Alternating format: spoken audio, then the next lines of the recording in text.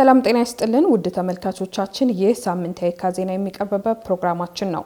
በዚህ ፕሮግራም በሳምንቱ በየካ ክፍለ ከተማ አስተዳደር የተከናወኑ አበይት ተግባራት ወደ እናንተ ይደርሳሉ። እርሶም የምንለቃቸው ወቅታዊና ትክክለኛ መረጃዎች እንዲደርሱ የካ ኮሙኒኬሽን የሚለውን የድረ-ገጽ የፌስቡክ፣ ዩቲዩብ፣ ቴሌግራም እና ሌሎች የማህበራዊ ሚዲያ አማራጮችን ሰብስክራይብ በማድረግ ይከታተሉን።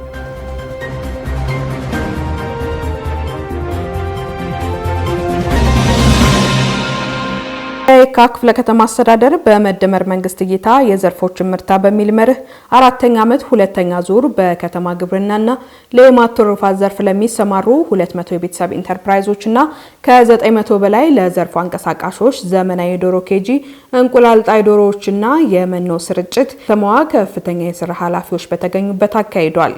በመርሃ ግብሩ ላይ በክብር እንግድነት የተገኙት የአዲስ አበባ ከተማ የዲሞክራሲ ስርዓት ግንባታ ማስተባበሪያ ቅርንጫፍ ጽህፈት ቤት ኃላፊ አቶ ሞገስ ባልቻን ጨምሮ በምክትል ከንቲባ ማዕረግ የአዲስ አበባ ከተማ ስራና ክህሎት ቢሮ ኃላፊ አቶ ሚሊዮን ማቴዎስ፣ የአዲስ አበባ ከተማ አርሶ አደርና ከተማ ግብርና ልማት ኮሚሽን ኮሚሽነር ባዩ ሽጉጤ፣ የየካ ክፍለ ከተማ ዋና ስራ አስፈጻሚ አቶ ፍጹም ኃይሌ፣ የክፍለ ከተማው የዲሞክራሲ ስርዓት ግንባታ ማስተባበሪያ ቅርንጫፍ ጽህፈት ቤት ኃላፊ አቶ መገርሳ ገላና እንዲሁም የክፍለ ከተማ አስተባባሪ ኮሚቴ አባላት፣ የክፍለ ከተማና የወረዳ አመራሮች፣ ጥሪ የተደረገላቸው እንግዶች ተገኝተዋል።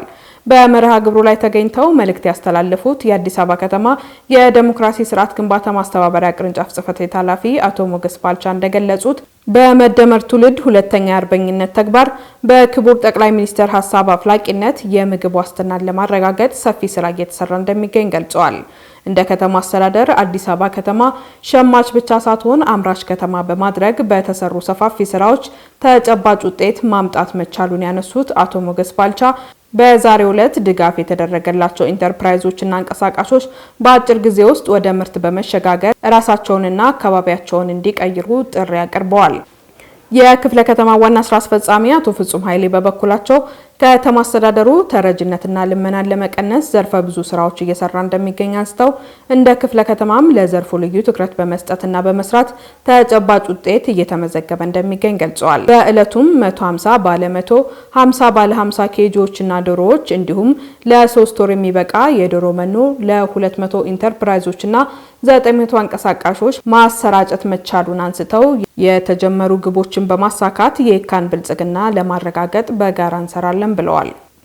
የየካ ክፍለ ከተማ አስተዳደር መጪው የከተራና የጥምቀት በዓል ፍጹም ሰላማዊ በሆነ መልኩ እንዲከበር ቅድመ ዝግጅት ስራዎች ከከተማ ደጋፊ አመራሮች፣ ከክፍለ ከተማና ከወረዳ አመራሮች እንዲሁም ከክፍለ ከተማው ጥምር የጸጥታ ግብረ ኃይል ጋር በመገምገም የቀጣይ አቅጣጫ አስቀምጧል።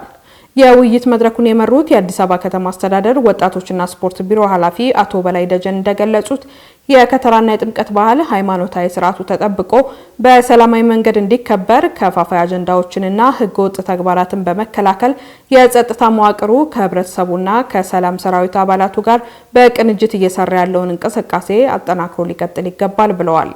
የየካ ክፍለ ከተማ አስተዳደር ዋና ስራ አስፈጻሚ አቶ ፍጹም ኃይሌ በበኩላቸው በዓሉን በሰላም ተከብሮ እንዲጠናቀቅ እየተሰሩ የሚገኙ የቁጥጥርና ክትትል ስራዎችን አጠናክሮ በማስቀጠል የጸጥታ ጥምር ግብረ ኃይሉ ኃላፊነቱን በብቃት ሊወጣ ይገባል ያሉ ሲሆን ስራዎችን በየጊዜው እየገመገሙ መሄድና በየደረጃው ከነዋሪውና ከአጎራባሽ ክፍለ ከተሞች ጋርም መናበብና በዓሉ ያለምንም ኮሽታ ሊከበር እንደሚገባ አሳስበዋል።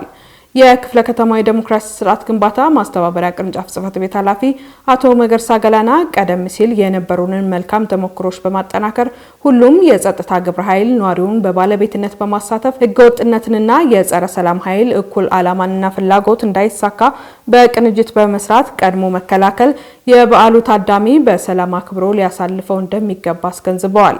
የአዲስ አበባ ከተማ ሰላምና ጸጥታ አስተዳደር ምክትል ቢሮ ኃላፊ አቶ ተስፋዬ ደንድር በበኩላቸው የከተራና የጥምቀት በዓል ሰላማዊ ሆኖ እንዲከበር የጸጥታ አካላትና አመራሩ ህብረተሰቡን በማሳተፍ ሊሰሩ ይገባል ብለዋል። በውይይት መድረኩ በቅንጅታዊ ስራዎች የበዓሉን ታዳሚ የሰላም ባለቤት ማድረግና ሰላምንና ደህንነትን ከማረጋገጥ አኳያ የተሰሩና ሊሰሩ በሚገባቸው ጉዳዮች ዙሪያ በክፍለ ከተማው ሰላምና ጸጥታ ጽህፈት ቤት ኃላፊ በአቶ ሀብታሙ ደረጀ በኩል ሰነድ ቀርቦ ውይይት ተደርጓል። በቀበና ወንዝ ዳርቻ ልማት ፕሮጀክት ላይ 24/7 አሻራቸውን እያሳረፉ ለሚገኙ ባለሙያዎችና ሰራተኞች የአብሮነትና የማበረታቻ አራት ግብዣ መርሃ ግብር ተካሂዷል። በየካ ክፍለ ከተማ ወረዳ 1 እና 12 አስተዳደሮች በጋራ በቀበና ወንዝ ዳርቻ ልማት ስራ ፕሮጀክት ላይ ተሰማርተው አሻራቸውን እያኖሩ ለሚገኙ ባለሙያዎችና ሰራተኞች የራት ግብዣ መርሃ ግብር በማካሄድ የማበረታታት ስራ ሰርተዋል። በመርሃ ግብሩ ላይ የየካ ክፍለ ከተማና ስራ አስፈጻሚ አቶ ፍጹም ኃይሌ እንደገለጹት የከተማችንን ሁለንተናዊ ብልጽግና እያረጋገጠ የሚገኘው በቀበና ወንዝ ዳርቻ ልማት ላይ አሻራቸውን እያኖራችሁ ከምትገኙ ባለሙያዎችና ሰራተኞች ማበረታታት ተገቢና የሁሉም ዜጋ ኃላፊነት ሊሆን እንደሚገባና ወረዳ 1 እና 12 ላደረጉት የማበረታቻ አራት ግብዣ ምስጋናቸውን አቅርበዋል። አዲስ አበባ እንደ ስሙ አዲስ ውብና አበባ ለማድረግ በሚደረገው የልማት ጉዞ ወንዞችን ለመታደግ የራሳችሁን ታሪካዊ አሻራ እያሳረፋችሁ የምትገኙ ባለሙያዎችና ሰራተኞች ለትውልድ የሚተርፍ ስራ በመስራታችሁ ሁሌም ልትበረታቱ ይገባል ብለዋል። ለዘመናት የቆሻሻ መጣያና የጤና ጠንቅ ሆኖ ተዘንግቶ የቆየው የቀበና ወንዝ ዳርቻ ልማት ከተጀመረ አንስቶ እስካሁን የክፍለ ከተማ አስተዳደሩ ወረዳዎችና ባለድርሻ አካላትን በማሳተፍ ባለሙያዎችንና ሰራተኞችን በማበረታታት የበኩሉን ድርሻ እየተወጣ ይገኛል። በፌዴራል አስተዳደር ስነ ስርዓት አዋጅ 1183/2012 ላይ ለየካ ክፍለ ከተማና ለወረዳ ስራ አስተባባሪዎችና ቡድን መሪዎች ስልጠና ተሰጠ። የአዲስ አበባ ከተማ ፍትህ ቢሮ ከየካ ክፍለ ከተማ አስተዳደር ፍትህ ጽህፈት ቤትና ከክፍለ ከተማው ፐብሊክ ሰርቪስና የሰው ሀብት ልማት ጽህፈት ቤት ጋር በመተባበር በፌዴራል አስተዳደር ስነ ስርዓት አዋጅ ቁጥር 1183/2012 ላይ በየካ ክፍለ ከተማ አስተዳደር ለሚገኙ የስራ አስተባባሪዎች፣ የቡድን መሪዎችና ከ12ቱም ወረዳዎች ለተውጣጡ ቡድን መሪዎች ስልጠና ሰጥቷል። በስልጠናው ላይ የአዲስ አበባ ከተማ ፍትህ ቢሮ ምክትል ቢሮ ኃላፊ አቶ አሰፋ መብራቴ ተገኝተው የፌዴራል አስተዳደር ስነ ስርዓት አዋጅ በመንግስት ተቋማት ውስጥ የህግ የበላይነትን፣ ግልጸኝነትና ተጠያቂነትን ለማረጋገጥ ከፍተኛ ሚና እንዳለው ገልጸው በቀጣይም በየደረጃው ላሉ አመራሮች፣ ቡድን መሪዎችና ባለድርሻ አካላት የሚሰጥ መሆኑን ገልጸዋል።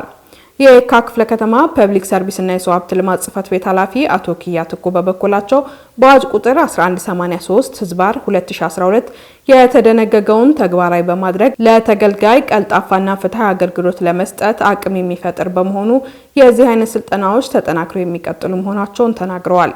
በተመሳሳይ ሁኔታ የክፍለ ከተማ አስተዳደሩ ፍትህ ጽህፈት ቤት ኃላፊ አቶ ጥላሁን ገብሬ ስልጠናው አስፈጻሚ አካላት ህጉን አውቀው እንዲፈጽሙና በአገልግሎት አቅርቦት ላይ የሚታዩ አስተዳደራዊ ችግሮችን ለመቀነስ እገዛ እንደሚያደርግ ገልጸዋል። ስልጠናው የአስተዳደር ስነ ስርዓት ህጋዊ መርሆችን ማስተዋል፣ የአስፈጻሚ አካላትን ኃላፊነት ግዴታ እንዲሁም የፍትህ አስተዳደር ሂደቶችን በተግባር ለማጠናከር የሚያግዝ መሆኑን ተናግረዋል። ክቡራትና ክቡራን አድማጮቻችን ለሳምንቱ ያዘጋጀንላችሁ የየካ አበይት ዜናዎች የተከታተላችሁትን ይመስል ነበር።